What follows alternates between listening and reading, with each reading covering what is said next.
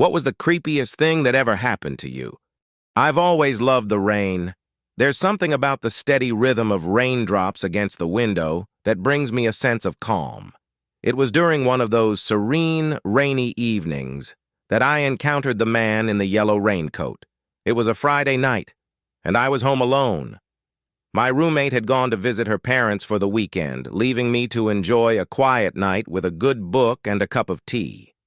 The rain had been falling steadily since the afternoon, and by nightfall the streets were deserted. Around 10 p.m., I decided to make myself some hot cocoa. As I walked into the kitchen, I glanced out the window and saw something strange. A man in a bright yellow raincoat was standing across the street, staring at my house. At first, I thought nothing of it. Maybe he was just waiting for someone or taking a break from the rain. I made my cocoa and returned to the living room. But curiosity got the better of me.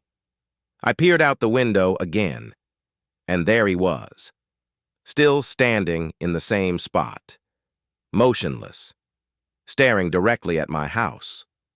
A chill ran down my spine. I tried to brush off the uneasy feeling, convincing myself that he would leave soon. An hour passed, and I couldn't concentrate on my book. I kept glancing out the window, hoping he'd be gone. But he wasn't. He hadn't moved an inch. I decided to call my roommate to tell her about the strange man. She didn't pick up, so I left a message trying to keep my voice steady. Another hour went by. The man in the yellow raincoat was still there. I decided it was time to call the police. I felt silly, but I couldn't shake the feeling that something was very wrong. I explained the situation to the dispatcher, who assured me that they would send someone to check it out. 15 minutes later, a police car pulled up to the curb. I watched as two officers approached the man.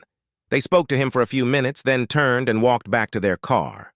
The man in the yellow raincoat didn't move. The officers drove away. I was furious and terrified. Why didn't they make him leave? I called the police station, demanding an explanation. The officer on the phone sounded confused. "Ma'am, we did send a patrol car. The officers reported that they didn't see anyone matching that description." I hung up, feeling a knot of dread in my stomach. I looked out the window again, and the man in the yellow raincoat was gone. The next morning, I found muddy footprints leading from my front door to the window where I had been sitting. My heart pounded as I realized he had been watching me the entire time. I don't know who the man in the yellow raincoat was or why the police couldn't see him. But I moved out of that house the next week, and I've never felt safe during a rainstorm since.